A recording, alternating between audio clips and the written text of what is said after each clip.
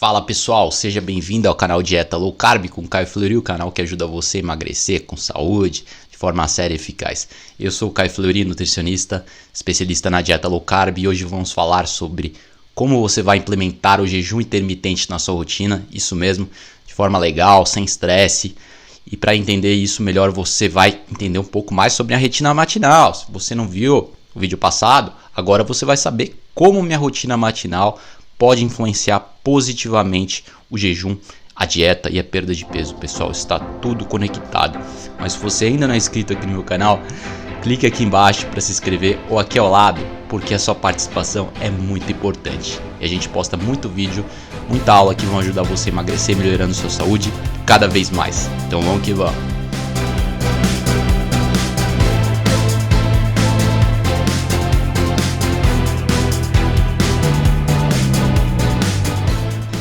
Bom, sem mais delongas, vamos falar sobre essa incrível prática que é o jejum, focar nos hábitos certos para você tirar de letra isso no seu dia a dia e resolver de vez o problema do peso. Na aula passada falamos sobre várias coisas como minha rotina matinal, suplementos detox de manhã, quais suplementos consumir de barriga cheia, quais de barriga vazia e várias coisas importantes, inclusive o ozônio. E tudo isso é muito pertinente para a aula de hoje. Mas só para resumir, muita gente me pergunta sobre o ozônio, essa ferramenta super potente para ampliar a sua saúde, para melhorar, oxigenar o corpo, né? Serve como antiviral, extremo, muito potente, um bactericida e acaba com fungos também. Então é muito importante para tratamento de coisas como amidalite, otite, qualquer tipo de infecção bacteriana ou viral, sinusite, covid e tudo mais. Então, realmente é uma coisa que não pode faltar no seu arsenal, eu diria em tempos de pandemia e em tempos normais, né? Estamos no finzinho de pandemia, algumas pessoas estão pegando agora. Eu peguei o Covid 3 meses atrás e o ozônio me ajudou muito, certo? Entre outras coisas, né? A cortisona e as drogas que não podem faltar. Muita gente não sabe, mas a cortisona é muito importante. A cortisona. O que mais? Os antivirais potentes, daí temos tinturas herbais de ervas, temos ivermectina, cloroquina, várias outras coisas que funcionam muito bem como coadjuvante no tratamento de Covid, tá?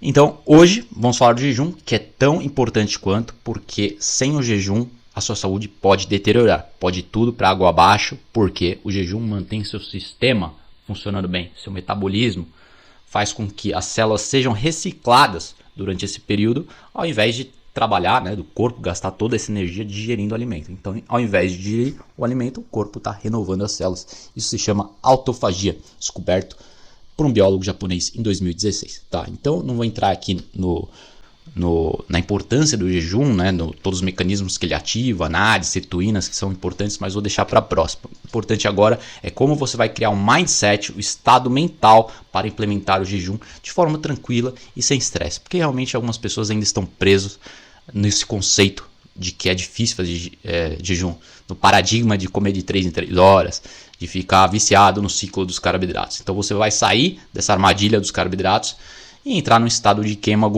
de gordura da cetose, que é um estado de queima de gordura superior, que vai te dar mais foco mental, tranquilidade e vai livrar suas compulsões alimentares. Né? Se puder, eu falo um pouco sobre a compulsão hoje. Né? Então eu vejo que muita gente adora falar sobre jejum, mas fala pouco sobre o mindset, né? E fala de forma tanto superficial. E não fala do mindset. Então vamos falar sobre o mindset. Né? Tem vários hábitos favoráveis que vão propiciar o jejum bem aplicado, sono, né? O que você faz durante o dia, o que você faz durante a tarde, durante a noite. Então toda a sequência das atividades que você faz durante o dia, toda a sua rotina de produtividade vai afetar o quão bem o seu corpo vai adaptar ao jejum, porque o jejum é um estímulo hormético, significa o quê? Que é um estresse adaptativo, é um mini estresse que você acarreta no corpo, mas esse estresse é bom, porque faz seu cérebro funcionar mais rápido, faz o ser humano evoluir como espécie, como qualquer outro mamífero e animal, para buscar alimento quando está no estado de jejum. Então isso vai fazer com que o seu cérebro funcione mais rápido, para você buscar comida e resolver isso. Então vai aumentar a sua produtividade, mas se você estiver estressado demais, o jejum vai ser um empecilho, porque você já acordou estressado, você já teve problemas no dia anterior que você trouxe para o dia seguinte. Então você tem que acabar com tudo isso, senão vai ficar uma utopia, vai ficar uma coisa muito difícil de implementar. Então tem tudo que envolve a rotina matinal, de você acordar com calma, se ocupar, né? Porque a pessoa está acostumada a acordar de manhã, comer lá o cereal dela, o pão, se entupir e ficar lá acordando enquanto come. Você vai ter que mudar isso. Isso aí já era, acabou. Isso é hábito de gente gorda e não é hábito ancestral. Não é o que você quer. Então, se você quiser aumentar a produtividade, você pode fazer uma caminhada em jejum. Daí você aproveita e amplifica os efeitos do jejum, certo? Ou você pode treinar em jejum. Ideal que você dê um tempo para o corpo acordar, né? Porque o corpo também não foi feito para acordar e já sair treinando, né? Tudo bem, treinar de manhã, ótimo. Só dá um tempo, dá uma meia hora, 1 hora para o corpo se acostumar.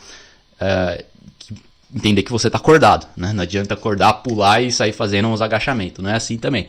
Então o que eu faço e que muita gente faz produtiva, que muitos gurus da produtividade aclamam e promovem, é a transição lenta para um estado de atividade. Então você ler um livro é um hábito que eu cultivo muito, eu considero ideal. Claro, se você não gosta de ler, não vai ser ideal, não adianta forçar. Mas também não sei porque não gosta, porque deveria aprender. Poucas coisas no mundo são tão importantes quanto ler, nem que seja 20 minutos por dia.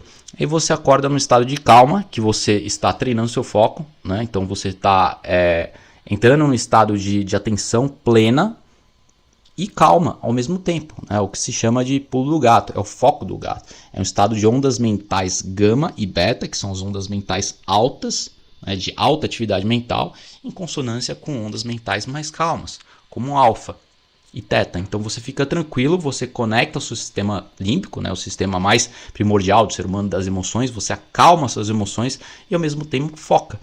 Porque o contrário seria você estar com as emoções descompensadas e com foco baixo.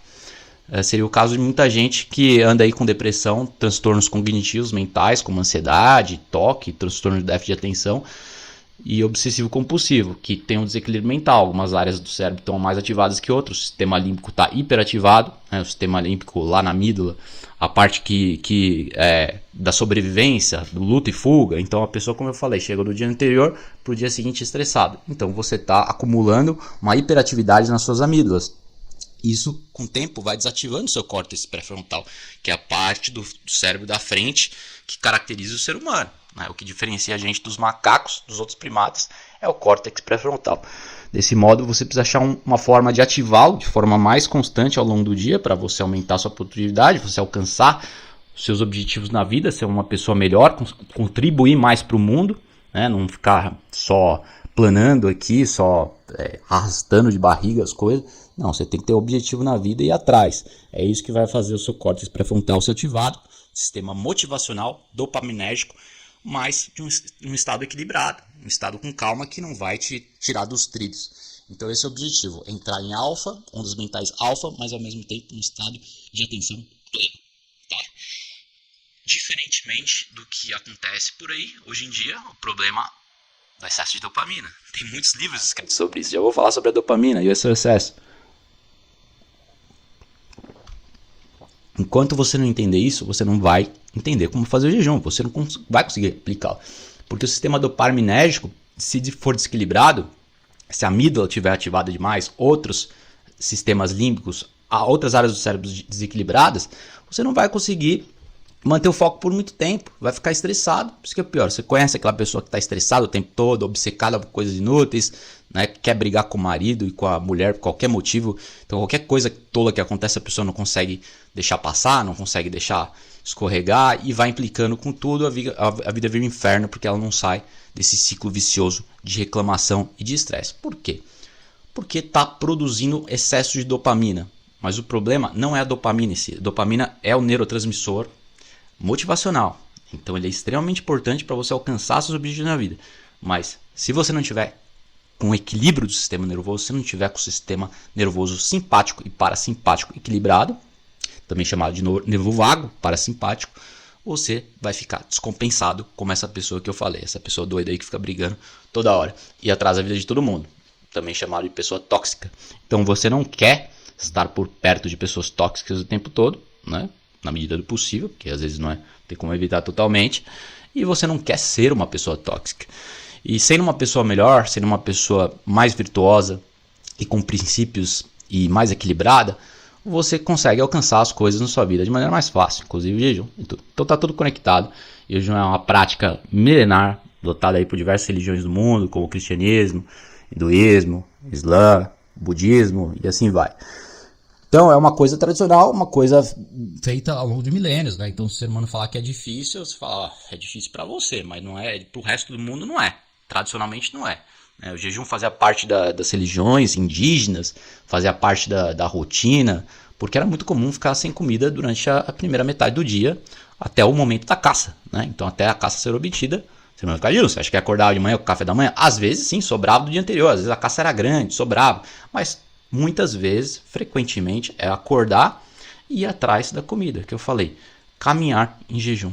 Então, emulando o padrão ancestral de vida e de saúde, você caminharia ao longo do dia na natureza e depois almoçaria lá por volta das 2, 3 da tarde. Aquele banquete grande, daí é um banquete caprichado. O contrário de ficar comendo de 3 em 3 horas carboidrato e beliscando essas porcaria. Não, é comer comida de verdade na hora certa. Sem obcecar muito em ficar comendo toda hora, porque não é natural. Né? O ser humano, na verdade o ser humano está apto a comer frequentemente ou não. Ele está adaptado a ambos. Só que se você comer o tempo todo toda hora, você vai engordar, desequilibrar seu metabolismo, causar distúrbios metabólicos, é chamada síndrome metabólica. Então, não dá pra fazer isso o tempo todo. Você pode fazer de vez em quando. Final de semana, você pode comer seu café da manhã, caprichado com a família. Você não vai se entupir, porque daí sua produtividade vai pro ralo, mesmo no final de semana. O que você quer? Uma vida plena o tempo todo. Então, eu não gosto particularmente de comer aquela refeição farta no café da manhã, salvo em exceções, né? Em exceções, eu tô num hotel, não sei aonde, daí tem aquele banquete enorme, tem ovo, tem linguiça, tem salsicha, tem cereal, tem iogurte, tem bolo, tem tudo. Então, na medida do possível, eu tenho minhas flexibilidades para esses dias. Só que eu sei que vai ter que ser um dia relax. Eu vou ter que comer aquele negócio lá no café da manhã, tomar um cafezão para fazer descer tudo. Mesmo assim, não vou exagerar, eu não como massa, não como pão, não como bolo, porque daí eu vou ficar empanturrado e vai acabar com o meu dia de vez. Então, o objetivo é comer de forma farta, né, sem negar totalmente tudo que você está vendo naquele banquete do hotel, e sabendo que você vai ter que ter um processo de gestão. Aí você dirige, vai para os pontos turísticos, relaxa, a gestão vai ser feita. Tá? Agora, se você fizer isso no dia a dia e ainda ser totalmente sem escrúpulos, como a maioria das pessoas são, infelizmente, porque 1/3 da população está obesa, chegando a 40% na pandemia aí nos Estados Unidos, daí a sua vida não funciona. Né? Daí você vai estar tendo uma produtividade subótima e uma vida infeliz. Aquém, talvez você seja feliz, só que você está sempre aquém do seu potencial. E é isso que você não pode deixar passar. Não pode procrastinar o seu estado pleno e ótimo de saúde e vivência. Né? Então, pergunta aí para um membro de uma população tradicional, uma população indígena, se é difícil fazer jejum. O que você vai receber? Você vai receber um não, um gigante não, porque é algo que todo mundo faz desde criança. Né? A palavra difícil em si era muito menos usada nessas populações, já que era reservada para situações mais infrequentes e mais pontuais. Então, o que é difícil? Toma uma picada de um inseto, uma aranha, usa lá a medicina de plantas lá, que eles conhecem, toda a população indígena tem conhecimento amplo sobre a natureza, e acabou, o estresse passou. Então não é um estresse recorrente, é um estresse pontual, diferentemente do que vivemos agora. Então a picada de aranha, a picada de cobra, machucados intensos, daí pode demorar um pouco mais para curar, muitas vezes vira uma sepse, né? Uma sepsia generalizada, aí a pessoa morre, né? Não tem antibiótico, acabou. Né?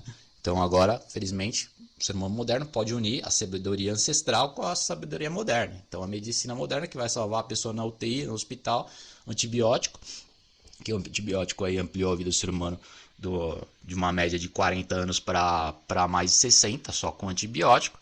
Né? Então, não foi a vacina, foi o antibiótico. Então, o antibiótico subiu a expectativa de vida do ser humano tremendamente.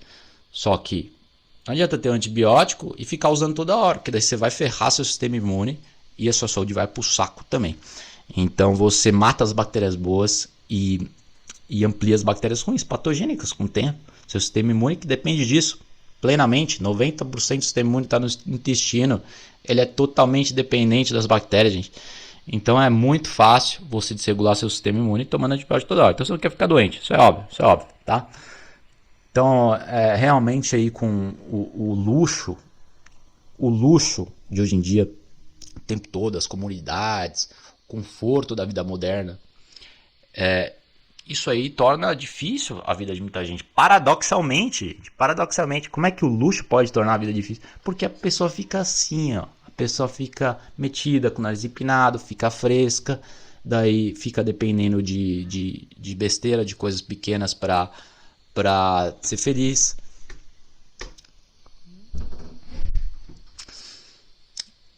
Falei 100 vezes para não entrar. E é possível que muita gente, inclusive, passe a maior parte do ano e do dia sentado, né? Isso é muito ruim, não só para a saúde, para o humor e tudo mais. Então, assim, o ser humano moderno vive estressado, reclamando, tem tudo que poderia ter na vida, dinheiro, às vezes não tem tanto dinheiro assim, mas tem tudo, tem comida, tem saúde, tem família, o que é mais importante. E ainda assim as taxas de suicídio vêm aumentando a cada ano, assim não a cada poucos anos. Jovens, crianças estão perdendo grande parte da vida nesses tablets aí da vida, esses smartphones, essas porcarias modernas que são uma arma realmente, mais perigosas que uma arma. Onde mais tem arma, os países, os estados que mais tem arma, menos violência tem. Porque eles se protegem e o bandido fica com medo. Agora o tablet não. Tablet e o celular são armas muito mais perigosas do que as armas de fogo. Porque as crianças estão intoxicadas, elas estão ficando retardadas. Seu desenvolvimento mental está sendo retardado. Não necessariamente retardado, que aí seria um pouco demais. Aí teria que faltar sal, teria que faltar mãe, pai, um monte de coisa para a criança ficar retardada. Então não é tão fácil você ficar retardado. Mas é fácil diminuir o QI. E realmente é o que está acontecendo. Você vê nos Estados Unidos pela primeira vez na história, o QI da população desceu subitamente aí com a crise. Claro, crianças usando máscaras que não funcionam, cientificamente testado, mais de 90 estudos. E ainda perdem toda a empatia e o desenvolvimento intelectual e cognitivo necessário para um adulto completo, um adulto integrado na sociedade. Então a criança acaba tendo problemas de comunicação, problemas de timidez, problemas de ansiedade por causa dessas máscaras aí que não servem para nada. E criança não pega o Covid que nem o adulto pega, pode até pegar, mas não morre, entendeu? Então assim, é um desastre total para a criança. Isso infelizmente acarretou em maior nível de obesidade das crianças e o QI caiu, mas na verdade o QI vem caindo desde 2000, desde 2001 o QI vai cair. Então pense, pela primeira vez na história, pessoal, pela primeira vez na história o QI da população começou a cair. Por quê? Por causa da tecnologia. E agora, quanto mais presas as crianças ficam em casa, lockdown, máscaras, maior é a perda de QI. Então isso aí tem implicações tremendas para o futuro da sociedade, tremendas. Agora, felizmente, eu sei que o tempo passa, o ser humano é flexível, mesmo que a gente tenha um atraso aí de 5, 10 anos, né, o PIB aí felizmente não caiu tanto, a produtividade do país, a economia não foi tão afetada, pelo menos no Brasil, né, outros Estados Unidos, alguns estados foram mais afetados, outros menos, então tem tudo isso, mas tudo isso volta. O que não volta é o desenvolvimento infantil, né? Se naqueles anos chave da vida da criança, aqueles anos mais importantes para o seu desenvolvimento, ela viveu trancada e mascarada, meu irmão, vai ser muito difícil reverter essa trajetória, tá? Então você precisa ter uma convivência boa, sair dos tablets, todos esses luxos modernos aí que são mais perigosos que as armas felizmente são boas, as pessoas se protegem com as armas, onde tem mais arma tem menos crime, todos os estados são assim, e então é claro, né, tudo isso é muito ruim. E entra a questão da dopamina também. A criança fica com o sistema dopaminérgico lá em cima. Então ela fica viciada em apertar a coisa, fica viciada em filme pornô, fica viciada em porcaria, viciada em videogame. E não consegue nem falar, não aprendendo a falar. A criança tem 12 anos de idade, 15 anos de idade, aquele adolescente desajeitado, rebelde, que ainda não aprendeu a conviver em sociedade. Aí o tempo pode passar, ele pode chegar nos 18 anos, na hora de buscar um emprego, e aí, não sabe nem falar, não sabe se comportar, não tem equilíbrio emocional, tá viciado no celular, fica com esse joguinho infantil, fica com uma vida de criança, na vida adultos crianças, né? Adultos que não se envolveram. Então é muito importante livrar seus filhos disso e da educação, tá? Então, para ilustrar bastante esse problema moderno, eu vou entrar na questão do jejum, né? O quão fácil ele era feito e quão fácil é alcançar esse estado de atenção plena, saúde plena e equilíbrio mental para seguir o jejum. Isso eu tenho aqui o trecho do meu livro mais recente, por sinal, quem quiser buscar aí, a Dieta Cetogênica, está para sair nas livrarias, meu novo livro chamado A Dieta Cetogênica está para sair nas livrarias dentro de 2 semanas, tá? Mês de maio de 2022. Então vamos lá. Quão tolo é o ser humano moderno por deixar de aproveitar tudo que a vida proporciona em troca de uma tela artificial?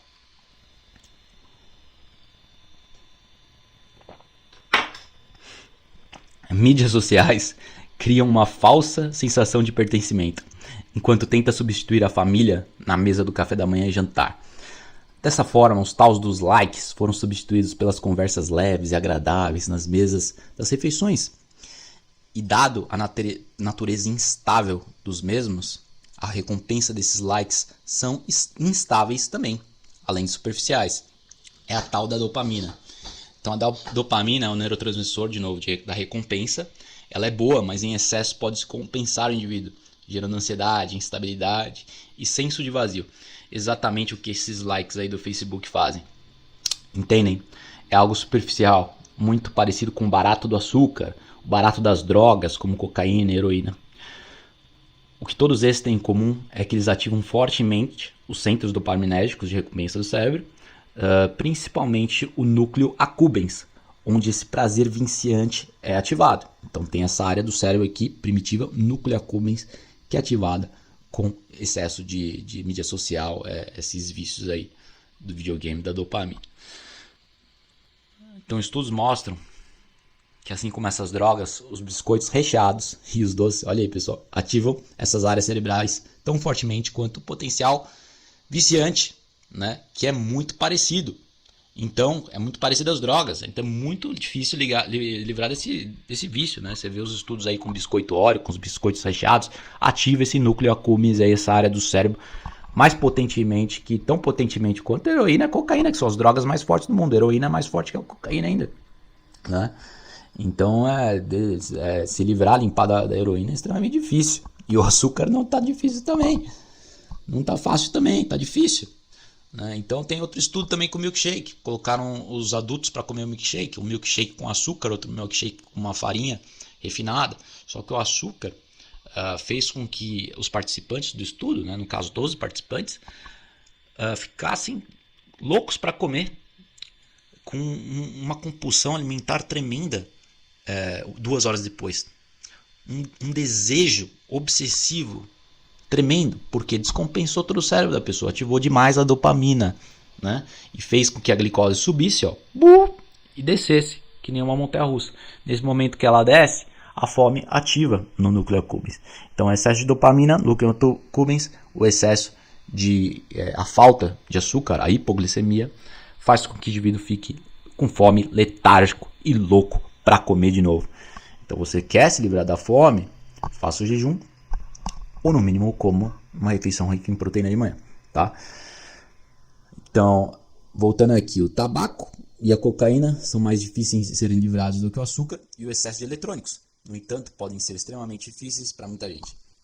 Visto que a maioria das pessoas obesas já tentaram emagrecer sem sucesso, e todo esse obeso praticamente consome açúcar, todo obeso consome, pois é um ingrediente mais alimenta a compulsão alimentar.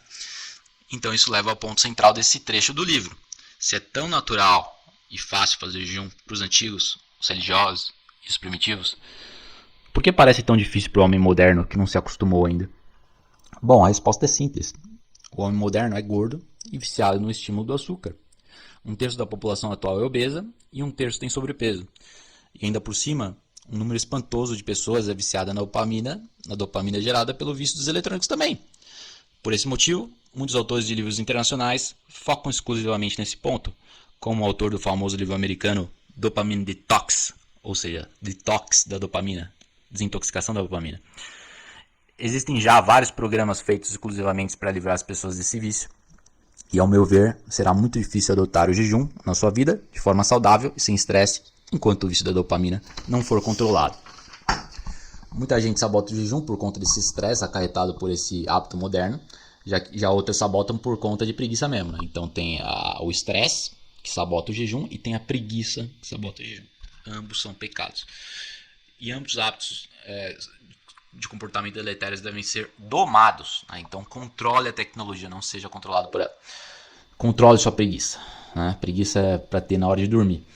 Então, realmente não é difícil botar o jejum, essa conclusão é muito fácil se você seguir um modo de vida mais compatível ao modo dos nossos ancestrais de vida.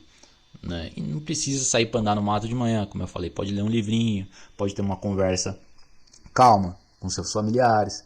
Então, cultive o equilíbrio, gente, cultive a tranquilidade. Não é à toa que as religiões condenam a preguiça, o excesso, o vício e muitas outras coisas. Os budistas aclamam pelo caminho do meio, ou seja, uma vida equilibrada para a evolução espiritual. E o Jesus foi sábio e equilibrado, enfatiza a importância da comunhão familiar e a comunhão comunitária. O sentimento gregário que leva a paz, equilíbrio e tranquilidade, tanto zelada pelas práticas meditativas budistas também. Enquanto uma religião focava mais na meditação, a outra mais nas cerimônias religiosas das missas, dos cultos e do estado contemplativo de rezar, seja alcançado pelo uso do terço, vela e beleza dos locais ou outras formas. Né? Então todo esse ritual religioso, né, a beleza da igreja, dos lustres, das janelas coloridas, da sincronia, de toda essa beleza, junto com a beleza da cerimônia, a beleza dos cantos, da música, toda a sincronia de todos os elementos da igreja fortalecem esse sentimento de religião, esse sentimento comunitário, esse sentimento gregário e a experiência divina, a experiência religiosa. Não é só o sentimento gregário, não, é a experiência religiosa. Então, o ser humano moderno, no geral, carece muito, cada vez mais, dessas formas tradicionais de práticas religiosas comunitárias. Assim, ele fica deprimido, ou quando o jovem inocente parte para o uso de drogas, festas em excessiva, porque está o quê? Tentando substituir essas festas pelos rituais religiosos, pelos rituais xamânicos dos primitivos. Né? Então, antigamente, mesmo antes da religião, o ser humano vivia cheio de rituais. Né? Então, tomava alucinógicos, tomava o chá de cogumelo, e todas essas drogas que levavam as pessoas ao além, né? O contato com seres divinos, anjos e outras dimensões. Enquanto isso, o ser humano moderno está tentando substituir pelo uso de drogas, né? Principalmente as crianças e os jovens. Daí que está o perigo, torná-las viciadas em drogas.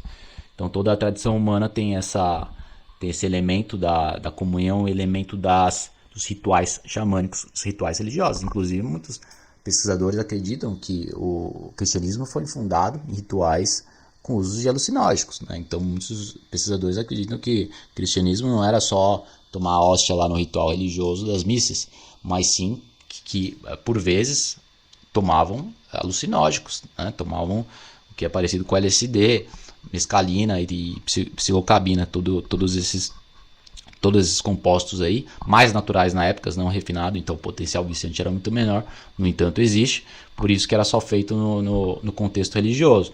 Isso, rituais xamânicos nem sempre os indivíduos tomavam, muitas vezes era exclusivo para o xamã, para o rei da tribo, o mestre da tribo, não era amplamente distribuído, porque podia causar desordem e vários problemas do uso excessivo dessas drogas. Mas como eu falei, elas não eram refinadas, elas eram incluídas num contexto da cultura deles, então era algo altamente controlado e para o benefício de todos, tá? Feito de forma esperta. Então, festas fazem parte da tradição humana. Né? Há precedentes históricos para o uso de drogas, mas geralmente esses estavam embutidos no contexto religioso, e as drogas antigas não eram sintéticas, como eu falei. Né? Então, eu praticamente já decorei o livro. Então, os índios peruanos e outras religiões se disponibilizavam de cocaína, eventualmente, para aguçar os sentidos. Então, eles mastigavam a folha de cocaína para caçar. Então, para aguçar a mente num contexto de jejum longo. Então, vamos lá, eles estão lá 2 dias sem comer, 3 dias sem comer. Por algum motivo não tiveram sucesso na caça. E eles têm acesso à cocaína, folha de cocaína, que não é refinada. Como se fosse uma nicotina, como se fosse uma cafeína. E não, obviamente não tão purificada que nem a cocaína. Então, não deixava a pessoa com sintomas de abstinência e nada disso, não gerava o vício. Então, eles usavam nessas situações específicas para morrer de fome, sobrevivência, para não morrer de fome. Então usavam aí com certa frequência, medicinalmente, para aguçar a mente, para caçar, porque se não ter sucesso na caça, não tem sucesso na vida. E é a mesma coisa para o ser humano moderno. Se não tiver sucesso na dieta, uma alimentação rica em proteína, não vai ter sucesso na vida também. Se ficar só no carboidrato, além de engordar, não vai ter atividade mental, tá? Então os índios peruanos e outras religiões se disponibilizavam da cocaína eventualmente para aguçar os sentidos na hora de caçar, mas por questões de sobrevivência, como eu falei. Então tudo está num contexto religioso, contexto cultural. A cultura é muito importante. Né? Então assim você vive uma vida mais equilibrada. Né? Estamos aí vivendo, temos vários problemas, como falei, de baixa QI das crianças, obesidade, e já temos o problema também, a ameaça do transhumanismo. Transhumanismo, quem não sabe, é uma moda pós-humanista, né, secularista, essa moda aí de gente que quer ser moderninha, esquecer de toda a cultura, jogar tudo pela janela e criar uma coisa nova, né, que é extremamente perigoso, visto aí todas as tentativas comunistas de destruir a sociedade, né, literalmente controlar a sociedade de um modo que suprime a individualidade das pessoas, a liberdade de todo mundo. Então o indivíduo passa a viver como um escravo. Né? Então, são muitas armadilhas modernas, né, que a nível governamental podem destruir a população, gerar guerras, conflitos, e o transhumanismo é uma dessas ameaças. Né? O transhumanismo é querer colocar chip basicamente na cabeça. A gente já está conectado com a tecnologia, certo? Já falei que 1 hora de tablet, os estudos mostram que já faz mal para a saúde mental. 2 horas mais, é dose dependente. Agora, vai colocar um chip na sua cabeça. Bom, de repente, ele não tá te deixando louco, mas se não deixar agora, e isso aí, essa tecnologia entra na mão de um governo tirânico, um governo doido, né, como temos visto aí nos últimos 2 anos, um overreach do governo, um alcance inconstitucional e o fim das liberdades individuais, pelo menos a tentativa, temporariamente. Se isso cai na mão de um tirânico, um tiranês aí da vida que está mais abundante atualmente, futuro candidato à presidência, também estou falando de comunismo, isso aí pode ser um desastre a nível cultural e social. Então o transhumanismo é uma ameaça grande, né? Essa ideia de que podemos controlar nossa mente com um chip, com a inteligência artificial e várias outras coisas. E é claro que a mente fraca, a criança, o jovem desenvolvimento, é aquele que é mais manipulado. Então você vê hoje em dia aí, crianças e adolescentes fazendo cirurgia de sexo nos Estados Unidos. Por quê? Porque tem propaganda no Facebook. Então tem lá propaganda no Facebook. Ah, você está triste? Você está deprimido? Que é muito, por sinal, é muito comum o adolescente ficar deprimido. Troca aí de sexo, pô. Troca, o problema é que isso não é seu sexo. Ah, você tem traços masculinos, né? Porque muitos homens têm traços femininos, tem bunda grande, acontece. Muitas mulheres têm alguns traços masculinos. É um pouco mais dura, tem um jeito um pouco diferente que as outras mulheres. São os extremos. 1 em cada 10 mulheres tem jeito masculino e 1 em cada 10 homens tem jeito mais feminino. Só que isso não é sexualidade, né? Isso se chama individualidade biológica. Às vezes a mulher produz um pouco mais testosterona que a média, às vezes o homem produz um pouco menos testosterona que a média, mais estrogênio, que é o hormônio feminino. Daí essas diferenças individuais acontecem, que é diferente do sexo. Aí se ela está deprimida e entra um cara lá doido no Facebook, né? E um médico doido, o cientista Frankenstein, lá que quer alterar a pessoa, e a criança entra nas comunidades lá de crianças que sofreram lavagem cerebral e muda o sexo. Só que o que acontece? Os estudos mostram, tem vários livros escritos sobre o tema, só que infelizmente está tudo escrito em inglês. E felizmente isso não está acontecendo no Brasil como acontece lá nos Estados Unidos. Né? Mas por que eu falo? Porque tudo que acontece lá vem para cá. Sendo assim, é algo para ficarmos atentos. Então essas mulheres estão trocando de sexo na adolescente, muitas vezes com 10, 12 anos de idade, sem autorização do pai. Então o médico Frankenstein faz lavagem cerebral na pessoa, junto com a comunidade lá que ele cultiva no Facebook, da criança mudou de sexo. Só que o que acontece? 1 mês depois ela se arrepende. É que nem você fazer uma tatuagem numa criança de 12 anos de idade. O adulto já pode arrepender, mas a criança vai arrepender muito mais. Então você é muito pior do que mudar de tatuagem, né? Porque tem consequências psicossociais tremendas. Vai afetar assim, a vida da pessoa. O que eu tô falando? 80% das crianças que fazem essas transições de sexo na adolescência se arrependem dentro de um ano. Então esse é um perigo aí do transhumanismo, da inteligência artificial, da confiança excessiva na tecnologia e a falta de presença dos pais. Então você não tem uma família, você tem uma criação, você não tem um pai, não tem a mãe, muitas vezes não tem o pai porque o pai está separado, né? Tem os problemas dele, infelizmente não pôde estar lá, não estou dizendo que é culpa de quem, se é da mulher ou do homem. Infelizmente os índices de divórcio estão muito grandes atualmente. E isso aí favorece todo esse transhumanismo e toda essa promiscuidade que acontece na internet. E toda essa lavagem cerebral das crianças. Se você tem uma presença forte dos pais, seja o pai ou a mãe, né, que acontece com o pai e a mãe você tem uma força, você tem uma dose dupla. Com uma mãe, muitas vezes ela não consegue compensar, né, a falta do pai. E o pai tem características peculiares, sexo masculino, e a mãe tem características peculiares. Por isso que uma criação boa, saudável, é um equilíbrio dos dois. Não estou falando que a pessoa não pode ser bem criada por um ou por outro, claro que pode, mas geralmente os dois se complementam.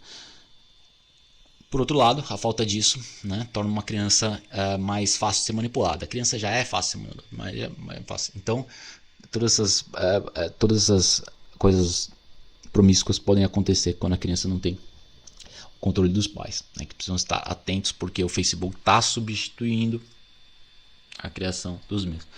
Então temos aí a ameaça do secularismo, transhumanismo. A ameaça do secularismo sempre existiu, quer dizer, querer jogar tudo fora do passado. Então tradições aí de 10 mil anos, 20 mil anos, né? A roda, você quer jogar fora a roda e quer começar tentando fazer um quadrado para ver se funciona. Não vai funcionar. A roda existe há sei lá quantos mil anos porque ela funciona, certo? Muros existem há não sei quantos mil anos porque muros funcionam. Então você querer jogar fora a roda, você querer jogar fora um muro para construir algo novo, né? Você querer jogar fora o capitalismo, o mercado de capitais, né? Troca de bens e serviços por dinheiro, né? Por dinheiro, capital, começar algo do zero, vai ser um desastre, porque vai ser escravidão, né? Então escravidão financeira e escravidão mental. Agora, então por isso que o alcoolismo aumentou bastante, né, na crise aí do confinamento, no passado, 15 mil pessoas com esteatose hepática grave, entendeu? 15 mil a mais, porque as pessoas ficaram trancadas em casa. O que eles fizeram? Macarrãozinho instantâneo, fast food, delivery, TV, daí a pessoa fica alimentando aquele medo assistindo a porcaria da Globo, então fica assistindo todas aquelas merda, né, desculpa o palavreado, e se entupindo de carboidrato, né, para se equilibrar, se dopar de toda a porcaria que está assistindo, de todo medo. Quanto mais medo ela fica, mais ela come. Quanto mais tempo sentado no sofá, mais ela come. Quanto mais assiste TV, mais come. Então é um ciclo desvirtuoso, ao contrário do ciclo vicioso. Então o alcoolismo aumentou, a esteatose hepática aumentou, problemas mentais aumentaram, suicídio aumentou. Diz que o suicídio lá nos Estados Unidos está bombando. Primeiro mês do lockdown lá no estado de Louisiana, subiu não sei quantos mil, já nem lembro, 10 mil ligações por semana de gente querendo suicidar, principalmente jovem e criança. Por isso que eu falei, o jovem não tem o suporte, ele não tem experiência de vida para passar por momentos difíceis.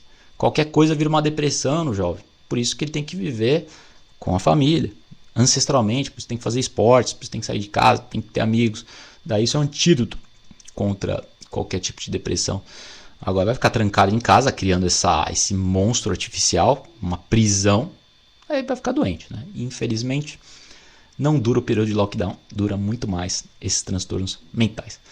Então, voltando à questão aí do jejum, cultive todos esses hábitos saudáveis, né? Espero não ter ido muito nas tangentes aqui, divagado muito.